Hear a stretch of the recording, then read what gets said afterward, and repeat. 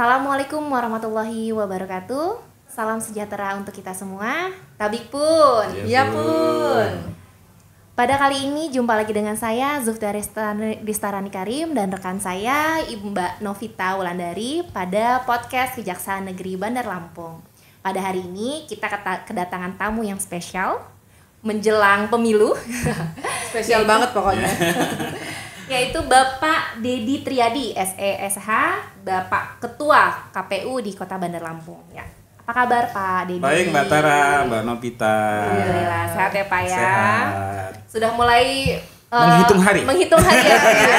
Kalau orang hamil tuh ada kontraksi bukaan 7 ini. Karena mendekati HPL-nya ya Pak ya. Berarti kurang lebih Hamin 7. Hamin 7 karena kita ya. hitungnya 13 ya. Iya. Karena kalau hari ini kan tanggal 6. Tanggal 6 ya hari ini. Untuk tahapan pemilu ini KPU ini benar-benar yang sangat banyak dicari ya Pak ya. Kalau kita ini kayak kalau perkawinan kayak EO-nya. Iya. Menyiapkan hari pengantennya. Iya benar. Pokoknya saat ini lagi terkenal banget ini kalau di KPU banyak yang nyari ya Pak ya. Banyak yang nyari, banyak juga yang mempersoalkan. Bisa diceritakan dulu Pak, KPU ini tugasnya apa sih, wewenangnya Pak? Ya, kalau berdasarkan regulasi, kita itu adalah lembaga penyelenggara untuk pemilu dan pemilihan kepala daerah. Berdasarkan Undang-Undang 7 itu, untuk tahapan pemilu yang sekarang hitungan tinggal 7 hari tadi, 14 Februari, tahapan yang sedang berjalan di kita, mulai dari tahapan awal. Tahapan awal itu, setiap pemilu itu sudah pasti kita mempersiapkan pesertanya. Tadi kalau saya analogikan ke EU, ini udah ada jam pengantennya. Iya. Pesertanya itu ada partai politik, ada calon perseorangan DPD, dan pasangan calon. Setelah peserta ada, kita mempersiapkan namanya badan ad hoc. Badan ad hoc ini kami di KPU itu dibantu dengan panitia pemilihan kecamatan di 20 kecamatan, panitia pemungutan suara di 126 kelurahan, dan kita baru terbentuk kemarin di tanggal 25 itu kelompok penyelenggara pemungutan suara. Nah, itu jumlahnya Singkatan apa itu? KPPS. Itu lagi viral juga itu Pak. Ya kemarin ramai bener loh. memenya banyak ya. Banyak yang buat ya memang kebenaran KPPS ini agak berbeda, terutama ada pembatasan usia. Mbak Novita gitu sama ya. Mbak Tara itu dari 17 tahun sampai 55. Masih Terutama lagi ini kategorinya kok kita ini bukan lagi Gen Z ya. apa Pak? Tapi kita ini masuk Gen X. Iya. Yang usianya udah di atas 40 kan. Memang milenial rata-rata. Yang kita rekrut terutama yang memahami satu terkait dengan penggunaan teknologi informasi. Karena dalam pemungutan suara KPPS ini ada penggunaan namanya sistem informasi rekapitulasi elektronik, Sirekap. Yang berbeda pada pemilu 2019. 2019 yang lalu belum ada yang namanya Sirekap. Nah, itu maka mungkin anak-anak muda ini macam-macam meme-nya. Kadang kita juga ketawa juga ya. Selain yang viral terkait dengan honor dan lain-lain. Honornya memang banyak loh Pak. Tergiur soalnya per hari ya Pak ya. Kalau dihitung ya lucu-lucu lah. Tapi memang kalau kemarin itu terkendalanya adalah satu, karena biasanya anggaran kita yang APBN ini kan di awal tahun itu agak lama prosesnya. Sementara teman-teman ini berpikirnya kalau mereka hadir ya hari itu mereka dapat transport. Sudah disiapkan ya. Ya itu sebagai evaluasi buat kami bahwa mengelola sumber daya manusia yang begitu banyak, kuncinya kan transparansi dan akuntabilitas. Karena ini penyelenggara kita ini menjadi ujung tombak kita. Ya, di hari pemungutan suara. Salah satu cerminan dan barometer bagaimana kepercayaan publik trust itu ada melihat SDM dan prosesnya yang dilakukan oleh teman-teman KPPS ini. Itu Mbak Tara. Itu tadi kan Bapak sudah menjelaskan mengenai peserta pemilu. Nah, dari peserta pemilu ini kan pasti pada ingin dipilih ya Pak ya? Nah, mungkin Sobat Adjaksa ini kan yang menonton dari segala macam kalangan Pak. Bukan hanya jaksa aja. Iya, bukan hanya jaksa aja. Bisa dijelaskan sih Pak, siapa saja sih Pak yang sudah boleh memilih gitu dan yang belum boleh memilih. Ya, kalau berdasarkan regulasi syaratnya pertama adalah berusia 17 tahun atau sudah menikah. Minimal ya, minimal 17 yang kedua, tahun ya. terdaftar dalam pemilih. Jadi pada hari H itu untuk pemilih itu kita membagi istilahnya ada 3 kategori. Apa itu, Pak? Pemilih yang terdaftar dalam daftar pemilih tetap DPT. Ya. Itu yang semuanya tadi masuk di usia 17 tahun. Yang kedua adalah pemilih yang pindah memilih.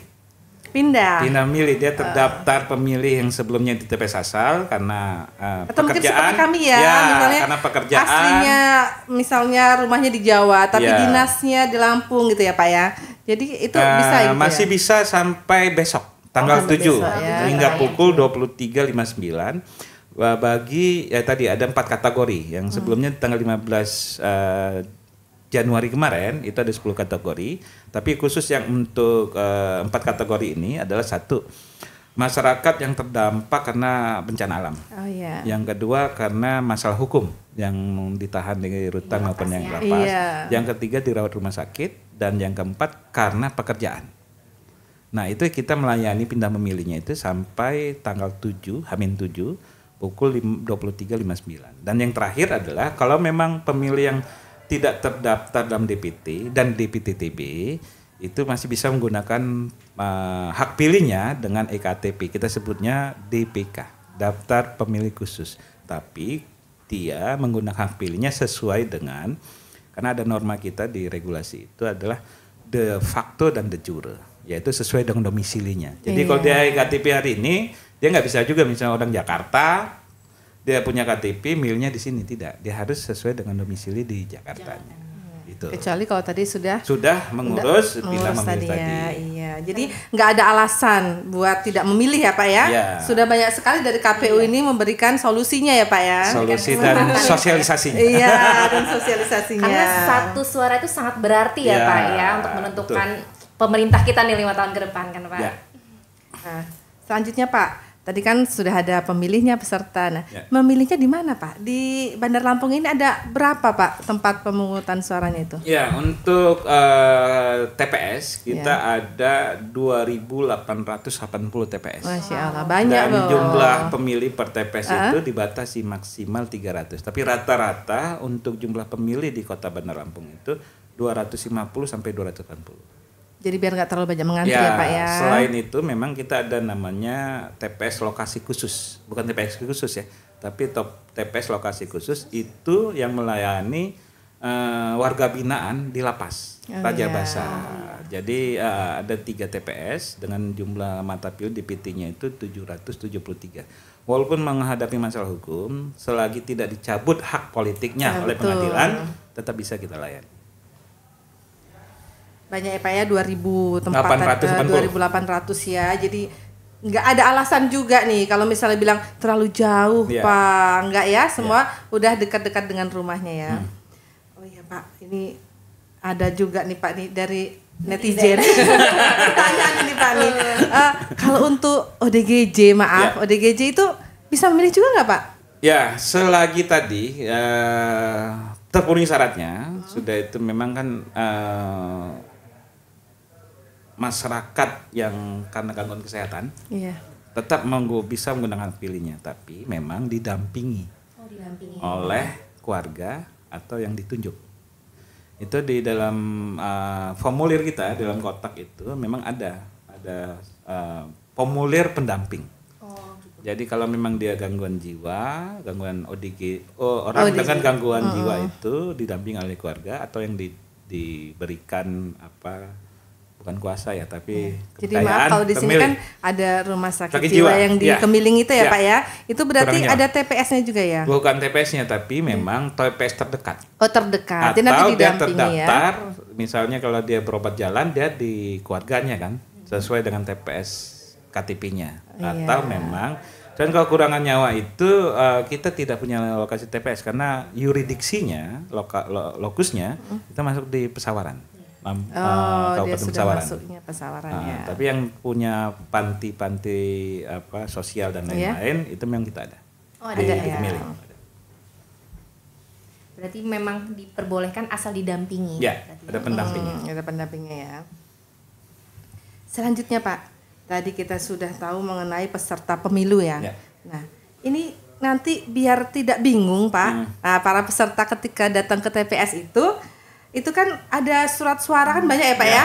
Nah, bisa Pak minta dijelaskan Pak ada berapa perbedaan dari surat suara itu Pak? Surat suaranya memang setiap jenis berbeda, ukuran dan spesifikasinya. Untuk surat suara DPRD Kota, Provinsi dan RI hanya dia ada logo partai. Sebanyak partai ini peserta pemilunya 18 dan jumlahnya calegnya hanya nama sesuai dengan daerah pemilihan. Misalnya kayak Kota Bandar Lampung, Kota Bandar Lampung itu ada 6 dapil. Per dapil itu maksimal misalnya sesuai dengan jumlah kursi. Misalnya kayak wilayah Kejaksaan ini masuk di Sukarame. Itu masuk kategori masuk daerah pemilihan dapil 5. Dapil 5. Jadi untuk partai dan nama caleg itu sampai 9. Kebenaran 9 kursi. Itu untuk DPRD pemilu ya, surat DPRD Kota, Provinsi dan RI. Sementara DPD dia ada 17. Itu dengan foto. Ada nomor 1 sampai 17 termasuk foto. Dan untuk surat presiden dia ada 3 pasang. Itu ada foto juga termasuk juga partai. Nah, memang yang jadi catatan kita terkait dengan suara sah dan tidak sah, terutama saat mencoblos. Itu ada, kita kemarin saat bimbingan teknis kepada KPPS, kita beri penjelasan terkait dengan yang nyoblos tembus, termasuk juga nyoblos di luar kotak atau gambar. Nah, itu yang kita masih sampaikan regulasinya. Termasuk kita udah siapkan buku panduan untuk KPPS yang biasanya memang kita wajibkan mereka baca. Itu yang udah. Jadi nanti pas kita tanggal 14 masuk ke bilik suara kita dapat berapa kertas jadi itu Pak? Dapat 5 surat suara. Dapat 5 ya? 5 surat suara. DPRD Kota, DPRD Provinsi, Kota, DPRD Provinsi, RI, DPR RI ya. DPD dan Presiden. Termasuk warnanya harus paham juga warna. Nah, warnanya Pak, warna gimana untuk Pak? Yang DPRD Kota itu hijau. Hijau ya. Warna untuk DPR Provinsi itu biru. Warna untuk DPR RI itu kuning. Warna untuk DPD itu merah. Untuk Presiden itu abu-abu. Dan nanti ya. kotaknya juga sesuai dengan ininya. Jangan sampai soal DPRD Kota masuknya ke provinsi atau itu termasuk udah ada labelnya, termasuk udah dikasih identitas kotaknya. Tugas KPPS juga ini. Ya. Agak berat juga. Ya, wajar betul. Berarti kalau honornya besar. Ya, KPPS ini kita lantik tanggal 25. 25 SK-nya 25 Januari. SK-nya 1 bulan. 25 Januari sampai 25 Februari. Tapi kerjanya 1 hari. Iya. Terus katanya ada honornya Pak besar. Sampai pada mau udah langsung. Saya kalau udah masuk honor saya batuk-batuk. langsung mendatangi showroom mobil udah kan. Udah serasa kayak lagi di BAP. langsung loh Pak. Banyak itu Pak. Ya, ini honornya berapa? Transparansi dan akuntabilitas. Memang untuk honor itu pembayaran semua dari kita, dari bendahara kita ke bendahara PPS ya. Itu karena kita pembayaran tunai. Kita agak terkendala sebenarnya kemarin sebelum pelantikan KPPS di awal Januari, karena pelantikan 25 ya. Di awal Januari itu kita sudah berkoordinasi dengan Bank BRI yang menjadi mitra pengelola dana kita. Kita sudah sampaikan bisa tidak BRI membukakan rekening sebanyak jumlah KPPS 2.880 dikali 7 20.000 dengan jangka waktu lagi itu kita minta paling lama 2 minggu. Ternyata BRI tidak sanggup karena tidak memungkinkan pembukaan seperti itu. Yang kedua opsinya apakah bisa BRI membuka rekening untuk ketua KPPS-nya jadi 2.880. Nah, sampai hari pelantikan 26 dan BIMTEK 25 pelantikan 26 sampai 29 itu ternyata ada kendala teknis. Jadi opsi terakhirnya adalah kita pembayaran tunai. Nah, ini jadi catatan kami. Catatan kami terutama karena dari kami sih transfer ya, sesuai dengan jumlah rekening dan bukan jumlah nilai dan jumlah orang. Dan itu clear ya dari kami itu ada namanya kita menggunakan CMS. Untuk pembayarannya Ya tadi besarannya nih baru saya masuk. saya agak panjang dulu karena ditunggu-tunggu Pak Novi yang berapa. Iya, netizen sudah sampai banyak yang berputus asa kalau gagal jadi yang udah di Pajero. Itu besarannya untuk ketua 1.200.000. Untuk anggota 1.100.000. Satu hari itu Pak? Per hari itu? Sebulan tadi. Sudah itu ada namanya PAN TPS. Orang nyebutnya Linmasnya. Nah, PAN TPS-nya itu 2 orang itu 1 orang masing-masing 700. Itu yang pembayaran honor. Tapi untuk pembayaran honor ini dibayarkan biasanya di KPU itu kerja dulu baru dibayar. Jadi bukan di tanggal 14 mereka dibayarnya, tapi baru nanti di tanggal 15. Nah, yang sekarang kita agak concern karena tadi melihat hitungan hari tadi ini terkait dengan libur. Ini kalau kita yang orang-orang mungkin yang tidak bekerja di instansi, mungkin termasuk kejaksaan juga nggak ada liburnya nih mungkin nanti. Ada liburnya, Pak. Kalau kami itu sudah dari Januari kita itu 24 jam. Staf kita itu nggak ada lagi namanya Sabtu Minggu. Jadi Senin sampai Minggu itu Senin tuh semua. Kerja terus. Semua harinya Senin. Senin semua. Semua Senin. Every day is Monday. Bukan Sunday. Nah, itu kerja juga kalau kemarin di gudang itu kan sampai pukul 12 jam 1 ya. Iya. Nah, untuk penyaluran. Ya, Nah, jadi kendala kita ini kita menyalurkan kurang lebih hampir 40 miliaran. Untuk pembentukan TPS. Nah, pembentukan TPS ini anggarannya sebesar 2.500.000 dan operasional 1 juta. Ini yang kita salurkan ini mulai dari kemarin, dari tanggal 5, 6 dan 7. Karena tanggal 8 itu sudah tanggal merah Isra Mi'raj. Iya. Tanggal 9 itu sudah Goci Pacai. Iya. Sudah itu Jumada KJP. Nah, kita efektif penyaluran tadi kita minta kepada BRI terutama penyalurannya di tanggal 5, 6 dan 7 ini. Jangan sampai anggaran ini tidak tersalurkan, terkendala nanti ada pembentukan TPS-nya. Jadi jangan sampai kita gara-gara penyaluran kendala perbankan gagal pemungutan suara di Kota Bandar Lampung, terutama tadi pembentukan TPS. Karena uangnya tadi disalurkannya mulai dari hari ini. Kalau untuk honornya yang viral di media terkait dengan transfer pelantikan dan juga untuk transport BIMTEK itu udah kita bayar kemarin. Nah, hari ini adalah kita turunkan untuk pembentukan TPS. Karena setelah itu setelah kita transfer maka mereka segera membentuk TPS.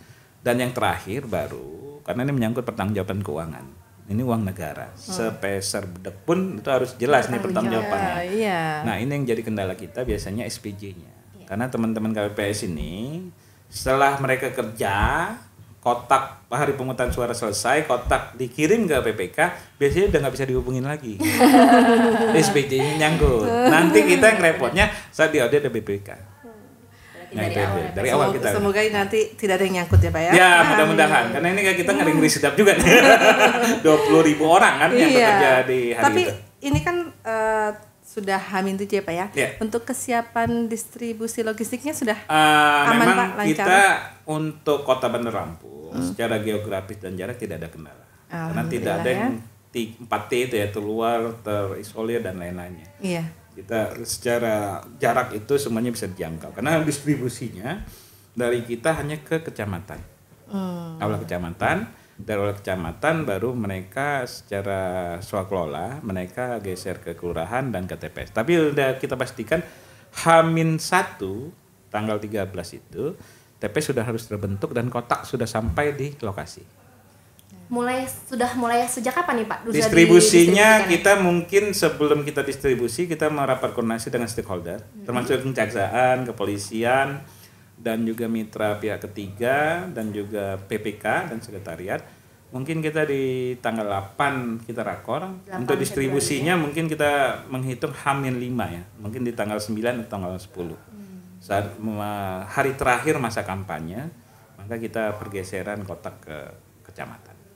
Berarti ini KPU, Bapak Dedi dan jajarannya harus sehat-sehat ini. Itu dia. Iya. Jangan sampai penyelenggara jangan sampai sakit. Iya. Karena tugasnya berat sekali nih karena menyangkut untuk seluruh rakyat Indonesia. Hajat hidup orang banyak dalam tahun ini ya. ini kan alhamdulillah ya Pak ya sudah H-7 tadi penyalurannya juga alhamdulillah di Kota Bandar Lampung tidak ada kendala ya Pak ya. Kalau untuk ke depan Pak biasanya ada yang kendala yang dihadapi apa itu Pak? Sampai saat ini yang pertama sih yang di luar kemampuan kita adalah cuaca. Karena hari ini kan lagi musim hujan betul. Itu salah satu kan kita antisipasinya packing kita itu kalau melihat kotaknya semua logistik, surat suara dan lain-lain itu sebegitu masuk dalam kotak udah kita packing di plastik. Setelah itu di luar kotak itu juga karena kotaknya tetap bahannya sama kayak pemilu 2019 duplek. Yang orang nyebutnya kardus. Gitu. Tapi duplek dia sebenarnya bahan tahan air tapi bukan bahan yang memang kedap air. Kalau udah terendam tetap juga kan kena ini. Makanya kita packing lagi dengan plastik. Nah saat pengiriman terutama itu yang kita pertimbangkan cuaca yang tidak bisa kita prediksi. Yang kedua adalah saat penyimpanan di kecamatan. Karena di kecamatan ini nggak ada gudang khusus kayak kita. Gudang kita ini yang penyempakainya dari BPLH ini memang kita udah desain ya. Dan kita sudah siapkan. Kalau di kecamatan itu gudangnya itu biasanya aula pertemuan yang memang kita udah minta minimal dari sisi cuaca itu tidak bocor. Dan memang yang kedua tidak setelah kotak dan lain-lainnya itu tidak bisa lagi diakses, ditutup lah, steril.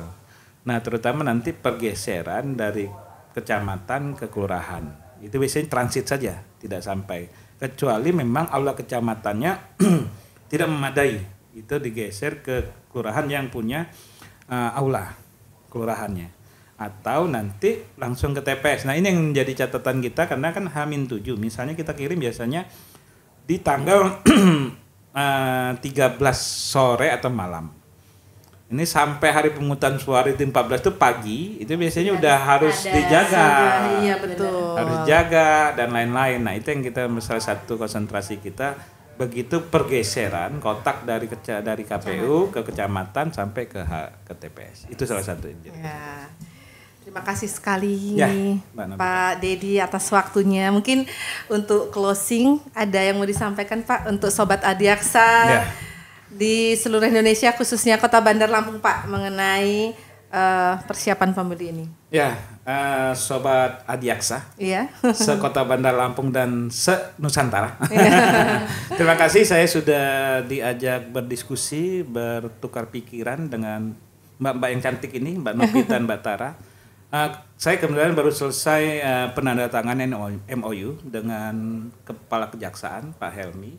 Banyak juga diskusi kita terkait bahwa pemilu ini bukan hanya KPU yang bertanggung jawab, tapi semua pihak termasuk stakeholder, dan juga bahwa yang kita jaga bukan hanya terkait dengan proses pemungutan suara, tapi yang harus kita jaga adalah terkait dengan public trust, kepercayaan publik.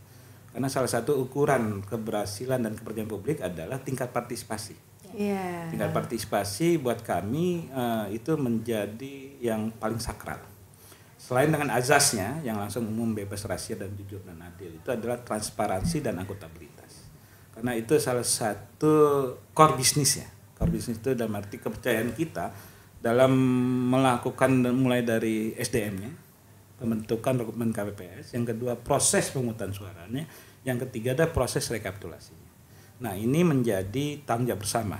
Kami memang menjadi pelaksana, tapi butuh dukungan support dari semua stakeholder, baik dari kejaksaan, kepolisian maupun semua lapisan masyarakat, agar proses pemilu yang sedang berjalan ini bisa menghasilkan pemimpin yang memang sesuai aspirasinya. Amin. Dan juga legitimasi kepercayaan publiknya terhadap lembaga KPU maupun proses yang sudah berjalan. Mungkin itu dari saya, terima kasih. Terima kasih Bapak, dan semoga kami doakan nanti pemilihan umumnya lancar ya Pak ya. Dan satu lagi, jangan golput. Jangan golput ya Sobat Adiaksa ya. Oke, terima kasih sudah hadir di podcast Kejari Bandar Lampung Pak Dedi. Sekian podcast kali ini, mohon maaf jika ada kalimat yang tidak berkenan. Terima kasih. Assalamualaikum warahmatullahi wabarakatuh. Tetap semangat. Satya Adi Wicaksana.